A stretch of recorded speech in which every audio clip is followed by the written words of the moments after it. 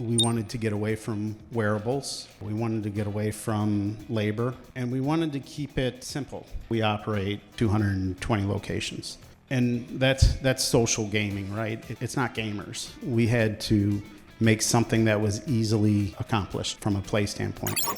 We were 33 years in business, FEC, so we run laser tag, spin zone bumper cars, mini bowling, arcade. And then we had a laser maze, Creative Works laser maze, and we had that for quite some time. So that was the one attraction that we'd had there for the longest, so we were looking for something to replace that. Curb appeal, so people would walk up to it and just go like, holy shit, like that looks amazing. Everyone probably has some form of basketball game in here, and my guess is it always performs, right? There's a competitive level to it, but it's easy to understand. We knew we wanted to have games that followed that pattern. That has to be intuitive. You have 20 seconds for someone to really understand something. Probably spend about 6 months on just the gamified part of what we wanted to do. I think we started out at literally 120 different versions of play, and we got it down to, I think right now we have 8, we'll soon have 12.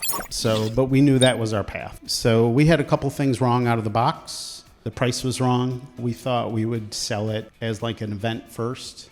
So it was, hey, 50 minutes of play. I lasted about 15 minutes before I was dying. So now what we offer is a 30-minute experience, up to 8 people. So you put your names in, and the UI kind of tells you who's going, and it does a scorecard at the end of the 30 minutes. So it's a good social immersive platform, and we didn't want wearables.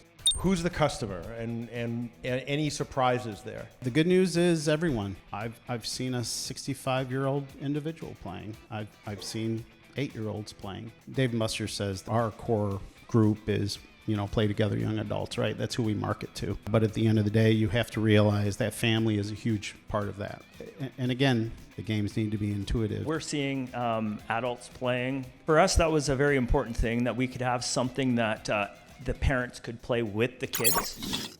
How are you pricing it? What are you learning in your pricing experimentations? Yeah, this is going to drive everybody in the room crazy. Probably you. It's $5 per person for 30 minutes. $9 on the weekend. Because it's a good value.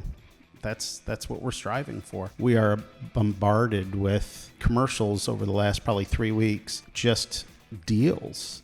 You see every fast food location right now is $3 sandwiches, $2, $2.50. There's a macro event happening, right? And I know that 2022 was excellent for this industry. For parties, it's been amazing, because we can get the 6 kids in there, and it's an experience that they can't have elsewhere, and it's very simple, intuitive, and they know how to play it. Are you bundling it into party packages? Definitely, yeah. So we have what they call attraction passes, so they can choose between laser tag, bowling, bumper cars, any of those, and Cubics is considered one of those attractions. Interesting.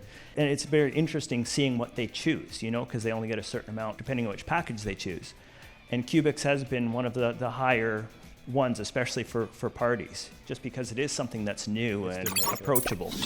And so describe the system itself. What is it? It's a 16 by 16 room, touch-sensitive LED flooring, and it also uses actually the same technology on the walls as well. They're not switches. They're the same as the floor, so it's very touch-sensitive. So it's a glass room, so glass front, unattended. So the UI is a work in progress. Unattended's harder than it It seems, is. right? Yes. I like to say light touch attended, because these machines do need to have some human interaction with these groups. Social entertainment still requires some people involved in the loop. When people do walk up to it, because it is a strange thing, they don't know exactly what this game is.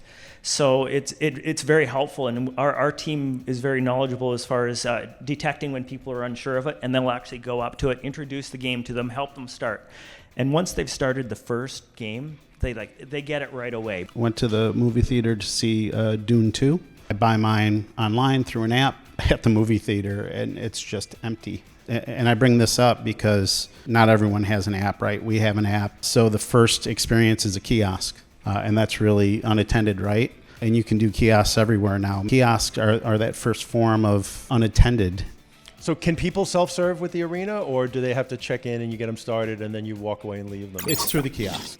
Sometimes you just got to take a leap of faith on some of this stuff. You just have to make sure that you have to be into it, right? You have to know that you're buying something that's not going to pay off in months like a typical arcade game. How do you look at ROI? We're chasing something that's larger than just ROI, and that's the leap of faith. It was the investment in adding another attractions. And so look, you've got mini bowling, you've got laser tag, you've got and that's what you've compared it to from an attraction standpoint, bumper cars. Is the ROI, you think, going to be in the realm of those other attractions? Definitely, yeah. Thank you so much. Thanks for your great questions, by the way. Thanks for your attention. Give these guys a big hand for bringing so much knowledge and experience and innovation into the room.